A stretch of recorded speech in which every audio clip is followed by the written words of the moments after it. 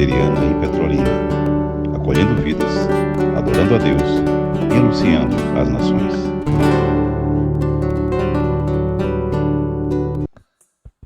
Deus é bom em todo tempo, em todo tempo. Deus é bom. Como Deus é bom. Como Deus é bom. Nós somos evidência. A nossa estada aqui nesta noite é uma evidência, Mônica, de que Deus é bom. Vamos ouvir a sua voz, ainda que hoje se faça necessário manusearmos bem o poder de síntese em virtude de um culto com elementos do sacramento, com 2 sacramentos para ser, ou melhor, com um sacramento para ser aplicado. Então temos que usar o poder de síntese mesmo, mas vamos ouvir a voz do Supremo Pastor. Porque no encontro pactual com Ele, todos os momentos são importantes. Mas o mais importante é ouvirmos a voz dele. É a Vox Dei, é a voz de Deus. E queremos pedir uma oração. Pedimos ao pastor. Procurei aqui um microfone e não encontrei. Pedimos ao pastor César que faça essa oração, por favor, querido, por nós. O pastor César é diretor do seminário evangélico Betânia. Ore por nós aí, é um prazer tê-lo aqui conosco. Senhor, nós te agradecemos pela graça, a bondade maravilhosa do Senhor, vista a cada instante de nossa vida e manifestada nesse culto que é prestado ao Senhor. Como o Senhor se faz presente nesse lugar. E nós te agradecemos, Deus, porque é muito real a tua presença nesse lugar. E nós continuamos pedindo que o Senhor nos conduza, que o Senhor fale ao nosso coração, que todo esse culto que é prestado ao Senhor, que é para ti, também nos envolva, falando ao nosso coração, direcionando a nossa vida em crescimento a cada dia diante do Senhor. Nós te pedimos, usa o teu servo, ministre através da vida dele, em nome de Jesus. Amém. Amém, amém e amém. Abramos a Escritura Sagrada na carta de Deus aos Efésios. Carta de Deus aos Efésios, o capítulo 5.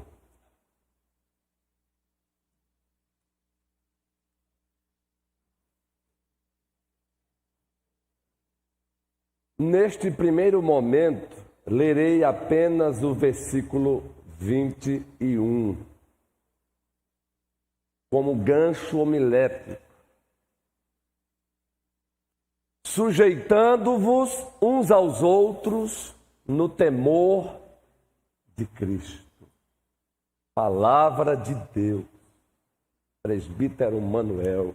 Sujeitando-vos uns aos outros no temor de Cristo.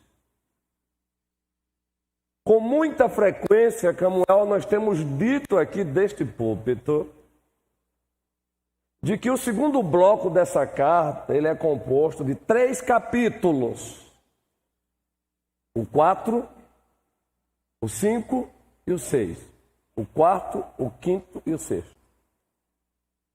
É o segundo bloco dessa carta. E nesse segundo bloco, nós temos o que nós chamamos de teologia aplicada. Teologia na prática. Nesse segundo bloco, nós encontramos o apóstolo Paulo aplicando, expondo as implicações do que ele disse no capítulo 1, no capítulo 2 e no capítulo 3. Nos 3 primeiros capítulos dessa carta, nós temos o primeiro bloco, o bloco da doutrina, da sã doutrina, o bloco da ortodoxia, doutrina correta. O bloco da fé no sentido objetivo, a fé objetiva. A fé que de uma vez por todas foi dada aos santos na linguagem de Judas, o versículo 3. Aí, como já dissemos, o apóstolo Paulo no segundo bloco, ele agora ousa aplicar o que ele disse no primeiro bloco. Por isso, no segundo bloco nós temos a ética cristã, o comportamento cristão, a vida cristã. Dissemos aqui também que nesse segundo bloco, Emerson, Cida, casal querido, nós temos duas palavras-chave. Uma delas é andar, a outra permanecer. São duas palavras-chave. É claro que existem outras, Raquel, carinhosamente Kel. Mas essas são as principais: andar e permanecer. Há 8 dias, também na manhã deste dia, nós trabalhamos o seguinte tema: diferentes do mundo, estando no mundo, para sermos luzeiros no mundo. Lembram? E usamos como base Efésios capítulo 4, do versículo 17 até o capítulo 5, versículo 21. Diferentes do mundo, estando no mundo, para sermos luzeiros no mundo. E dissemos aqui, expomos aqui a primeira verdade. A verdade de que o Senhor nos convoca para vivermos como pessoas diferentes. Está no capítulo 4. Dissemos aqui também há 8 dias e também na manhã deste dia, relembramos na pastoral, que o fundamento e a referência dessa diferença é Jesus Cristo.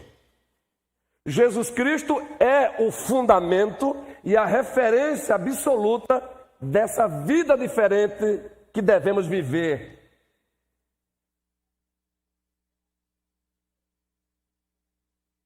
Terceiro, dissemos aqui também que essa vida diferente é uma implicação da aliança.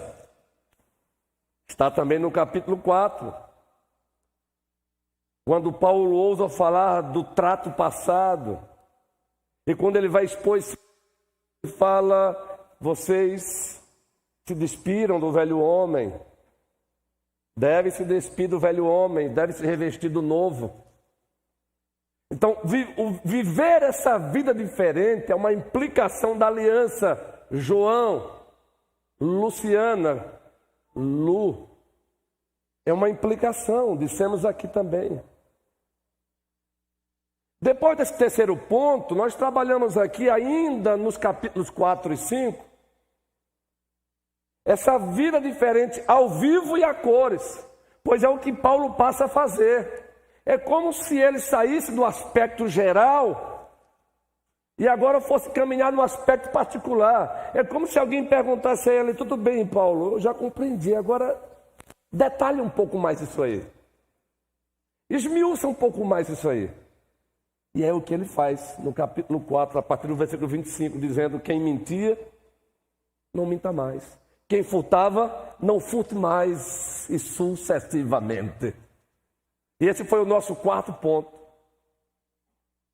A vida diferente ao vivo e a cores. A vida diferente, tangível, perceptível, palpável. E o quinto ponto do sermão que aqui pregamos 8 dias foi este: admoestações de reforço da vida diferente. E é o que Paulo faz, do capítulo 5, do versículo 6 até o versículo 21, ele oferece admoestações de reforço. É como o aluno Alisson que precisa de uma aula de reforço, é o que Paulo faz. Ele começa no capítulo 4, versículo 17, nos convocando a vivermos essa vida diferente. Mas aí no capítulo 5, do versículo 6 ao 21, ele nos oferece admoestações de reforço, trazendo à tona outras verdades que impulsionam o viver essa vida diferente. É assim que, no versículo 21, nós encontramos Paulo dizendo para toda a igreja: sujeitai-vos uns aos outros. Aí sabe o que nos chama a atenção? E aqui nós temos o sermão parte 2, diferentes do mundo, estando no mundo para sermos luzeiros no mundo. É que Paulo agora diz: sejam diferentes na relação conjugal de vocês, sejam diferentes na relação pais e filhos, filhos e pais, e por último, sejam diferentes na linguagem contextual de hoje, contextualizando a linguagem, sejam diferentes na relação patrão e cooperador. É a linguagem mais atualizada de funcionário, não é? Sejam diferentes nessa relação patrão, empregador e empregado. Sejam diferentes nessas relações. E esse é o sermão, ainda que bem sucinto, desta noite. Vejam então o versículo 25. Sejam diferentes na relação conjugal de vocês. Capítulo 5, versículo 22, na verdade. Capítulo 5, versículo 22. Observem. E ele começa agora aplicando, falando esse viver diferente na vida conjugal. Capítulo 5, versículo 22. Ele se dirige às mulheres casadas. As mulheres sejam submissas ao seu próprio marido, como ao Senhor. Porque o marido é o cabeça da mulher, como também Cristo é o cabeça da igreja. Sendo Ele mesmo, Jesus Cristo, o Salvador do corpo, diz o texto sagrado. Como, porém, a igreja está sujeita a Cristo, assim também as mulheres sejam em tudo submissas ao seu marido. Observe. Aí agora ele deixa a mulher como foco, e agora ele foca o homem, o marido. Versículo 25. Maridos, amai vossa mulher. Aí ele evoca o modelo. Como? Maridos, amai vossa mulher, como também Cristo amou a igreja e assim mesmo se entregou por ela, para que a santificasse, tendo-a purificado por meio da lavagem de água pela palavra, para apresentar a si mesmo igreja gloriosa, sem mácula nem ruga, nem coisa semelhante, porém santa e sem defeito. Assim também os maridos devem amar a sua mulher como ao próprio corpo. Quem ama a sua esposa a si mesmo se ama. Porque ninguém jamais odiou a própria carne. Antes, a alimenta e dela cuida. Como também Cristo o faz com a igreja. Porque somos membros do seu corpo. Eis porque deixará o homem, aí ele evoca Gênesis. Eis porque deixará o homem a seu pai e a sua mãe, e se unirá a sua mulher, e se tornarão os dois uma só carne. Agora preste bem atenção no que ele vai dizer agora. Grande é este mistério, mas eu me refiro a Cristo e à igreja. Não obstante, vós, cada um de pé si, também ame a sua própria esposa como a si mesmo, e a esposa respeite ao marido. E aí ele encerra essa parte. Sejam diferentes na vida conjugal de vocês. Agora, sabe o que me chama a atenção? É quando ele convoca a igreja, é quando ele convoca os cônjuges a serem diferentes na vida conjugal. quem é que ele toma, quem é que ele apresenta como modelo? A relação de Cristo com a sua igreja. Isso é lindo demais. Isso é forte demais. Isso é nobre demais. Vejam como o Criador dos céus e da terra, como ele enxerga o casamento que ele mesmo idealizou antes da criação do mundo. O casamento foi instituído por ele e foi instituído para refletir e ao mesmo tempo para apontar para o principal relacionamento, o relacionamento de Cristo com a sua igreja. O casamento, a vida conjugal deve ser um reflexo, a vida conjugal de quem conhece e reconhece Cristo como Senhor e Salvador da sua vida, deve ser um reflexo da relação de Cristo com a sua igreja, da relação da igreja com Cristo. Não deve ser apenas um reflexo, mas deve ao mesmo tempo apontar para essa relação nobre. Por isso que Paulo, se dirigindo aos casais, falando sobre a vida conjugal, você percebe que ele abre um parênteses e diz que a coisa é muito nobre. Vocês já perceberam. Observe aí. Vamos recapitular essa parte aí.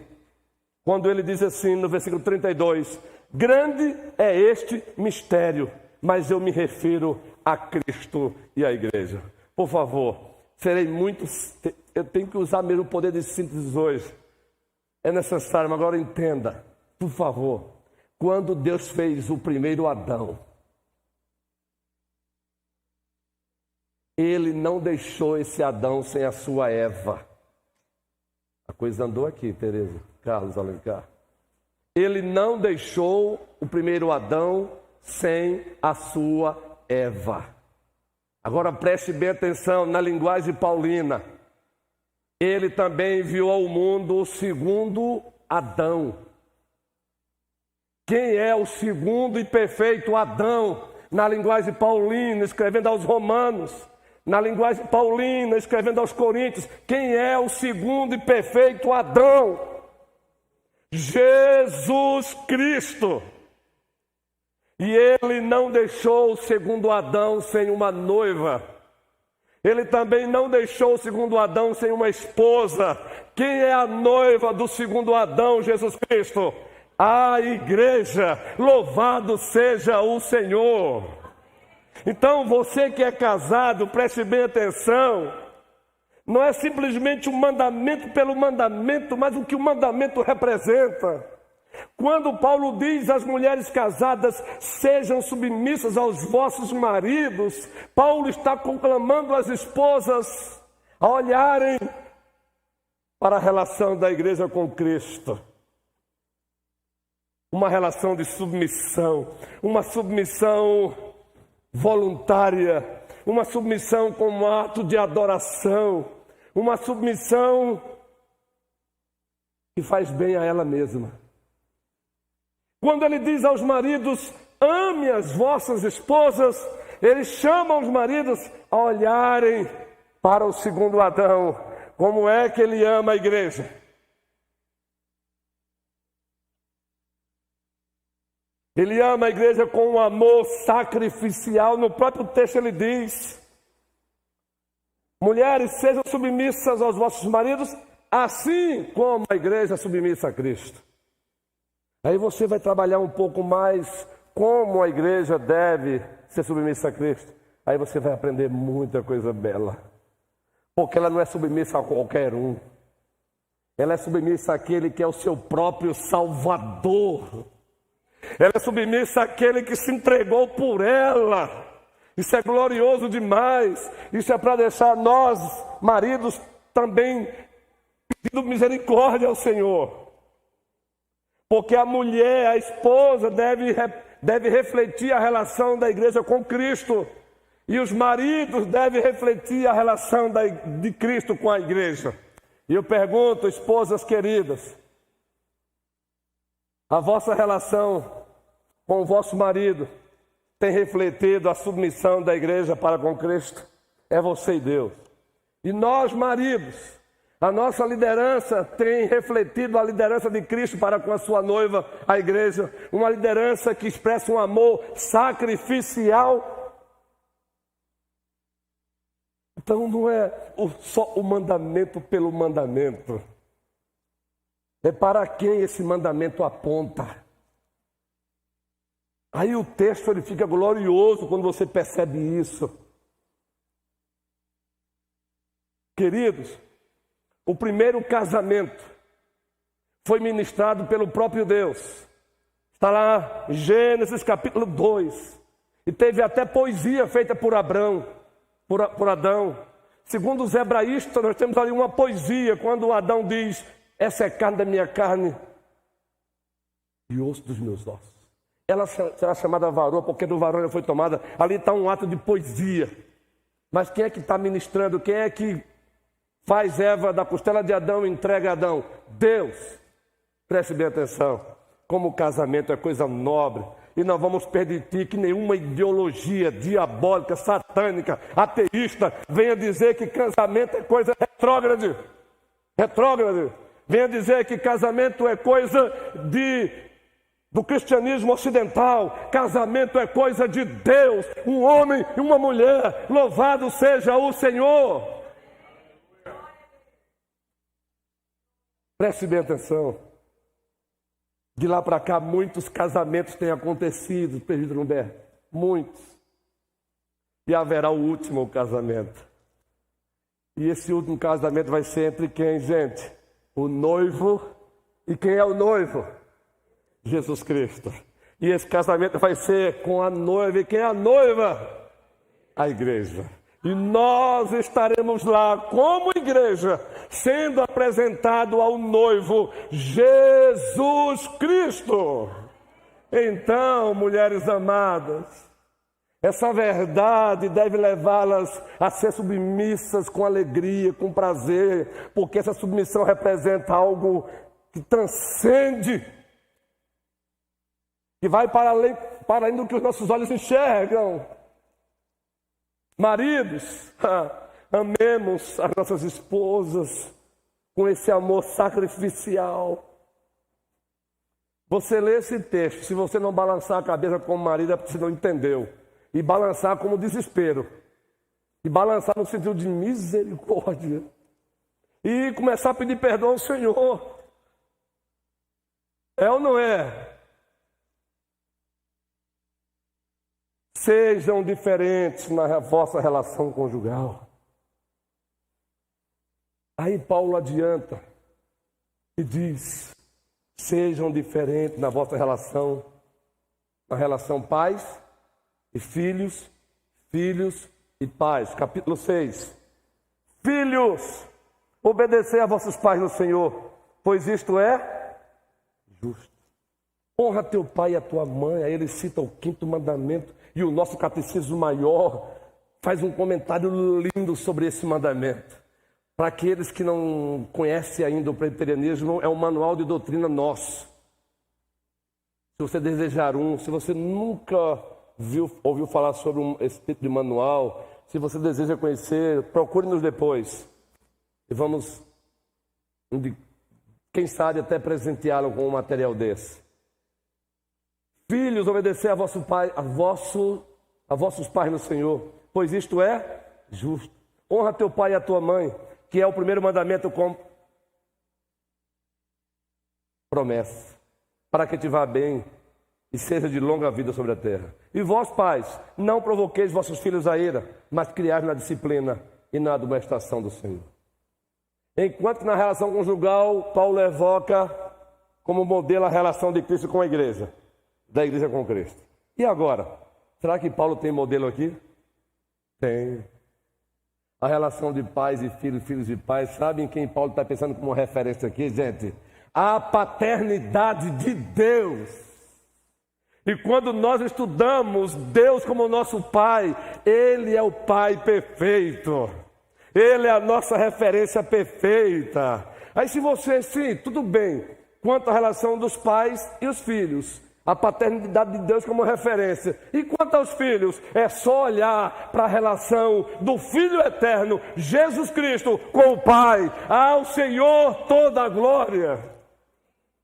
Filhos, se vocês querem uma referência de um Filho Eterno, que sempre obedeceu ao Pai, olhem para Jesus Cristo. Olhem para Ele. Olhem para Ele. Ele é a referência perfeita da relação de filho com o pai. Então o mandamento de honrar o pai, honrar a mãe, ele vai para além disso. Ele aponta a relação do Pai eterno com o seu Filho eterno, Jesus Cristo. Através do Espírito Santo. É aí onde muitas pessoas não entendem. Em essência é um só. Mas são três pessoas distintas. O próprio filho, pensando na salvação, se submete ao pai, sendo ele igual ao pai. Isso é nobre demais. Então, quando ele ordena aos filhos a obedecer aos seus pais, ele nos convoca a olharmos como referência Jesus Cristo como Filho eterno. Olhe para ele. Quanto aos pais, olhem para o Pai perfeito. Que é uma referência de Pai perfeito, o nosso Pai que está no céu.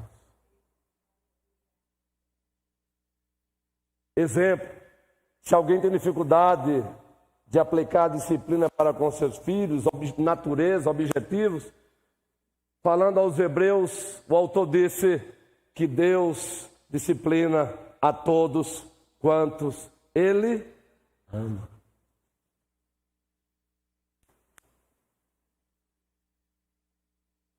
Aprendamos com isso. A relação, a paternidade de Deus é a referência para os pais na relação com seus filhos. E a filiação eterna de Jesus Cristo é a referência perfeita e absoluta para os filhos. O que precisamos é estudar a fundo a pessoa de Jesus Cristo. Nós presumimos que já sabemos de tudo, gente. Que petulância nossa! Nós presumimos que já sabemos de tudo sobre a pessoa e obra de Jesus Cristo. O que nós sabemos é pouco demais.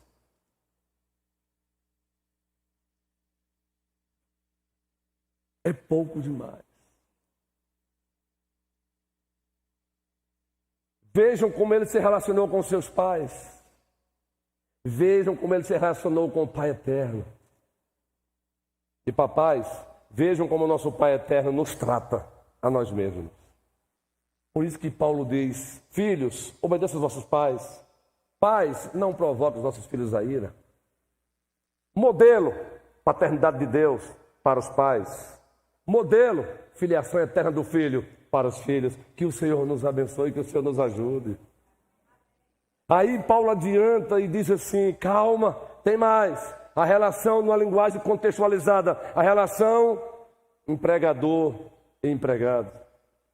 Eu não vou aqui aprofundar essa questão, porque Paulo, no primeiro século, ele encontra uma estrutura social onde a escravidão ainda era praticada. E sabiamente, ele começa uma mudança de dentro para fora e não de fora para dentro. Por isso que as pessoas não entendem, às vezes, quando vê Paulo falando sobre a relação de senhores e seus escravos. Paulo está demolindo pouco a pouco isso, mas é de dentro para fora. Quando ele diz para os escravos: sejam também submissos aos vossos senhores. Mas ele também vai dizer aos senhores: tratem bem os vossos escravos, os vossos cooperadores. Vamos ler o texto aí? Efésios 6. Versículo 5. Quanto a vós outros servos, obedecei ao vosso Senhor segundo a carne, com temor e tremor, na sinceridade do vosso coração. Vejam a força, como a Cristo. Não servindo à vista como para agradar a homens, mas como servo de Cristo, fazendo de coração a vontade de Deus. servindo de boa vontade, como ao Senhor e não como... Paulo repete, notem, toda vez que a Bíblia repete algo, ela está dizendo, preste bem atenção nisso aqui. Há uma repetição aqui. Como ao Senhor e não a homens, e não como a homens. Certo de que cada um, se fizer alguma coisa boa, receberá isso outra vez de quem? Do Senhor. Quer seja servo, quer seja livre. Porque havia possibilidade de ficar livre também no primeiro século. Aí Paulo agora deixa os servos, agora parte para os senhores. E vós, senhores, de igual modo procedei para com eles, deixando as ameaças, sabendo que o Senhor, tanto deles como vosso, está onde? Nos céus. E que para com ele não há acepção de pessoas. Deus, através de Paulo, já está demolindo de dentro para fora com a escravatura. Mas ele demole, essa demolição é de forma sábia. É de dentro para fora.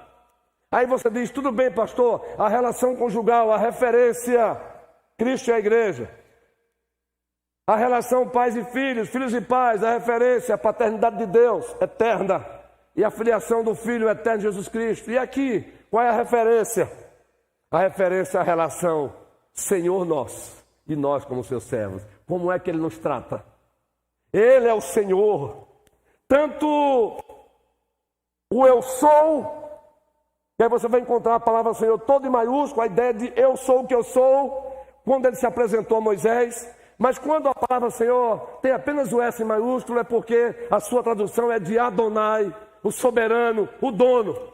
Sabe qual é a referência que temos para a relação entre empregador e empregado?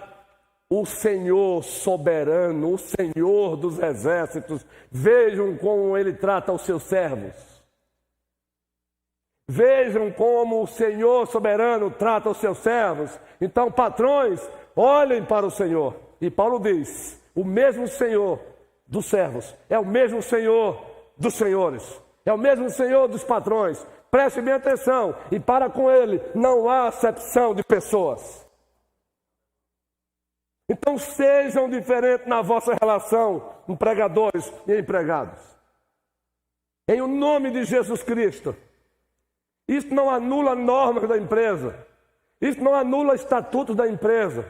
Isso não anula cobranças. Mas que tudo deve ser feito com respeito. Entendem como muda a história do próprio texto quando você entende que a referência sempre será Ele, Deus. Na relação conjugal, Cristo e a igreja e Cristo. Na relação pais e filhos, a paternidade de Deus eterna, a filiação eterna do Filho Jesus Cristo.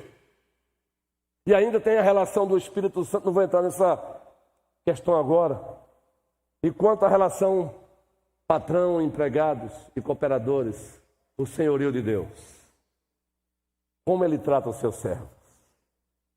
Como Ele trata os seus servos? Tratem os vossos cooperadores. E o que Deus exige dos seus servos? Que os cooperadores sigam o mesmo exemplo. Que o Senhor nos abençoe. Façamos a diferença. Acontecendo essa diferença, seremos de fato luzeiros nesse mundo de trevas. As pessoas olharão para nós e perceberão diferença. Olharão para nós e perceberão diferença. E elas perguntarão, e elas vão fazer perguntas. Qual o segredo dessa diferença? E a igreja vai responder. Quem é o segredo dessa diferença?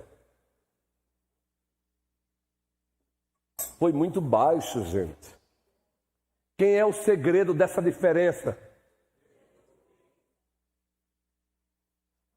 Jesus Cristo.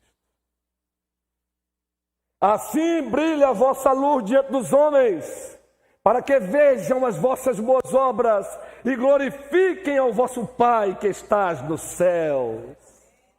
E glorifiquem ao vosso Pai que estás nos céus. E aí, Efésios capítulo 5, versículo 8. Já encerrando o sermão, Efésios capítulo 5, versículo 8. Toda a igreja em uma só voz, como um ato de adoração. Pois outrora Porém agora, andai como filhos da luz. Andemos como filhos da luz na nossa relação conjugal. Andemos como filhos da luz na nossa relação pais e filhos, filhos e pais. Andemos como filhos da luz na relação patrão e cooperador, cooperador e patrão. Tudo para a glória de Deus. Amém, amém e amém.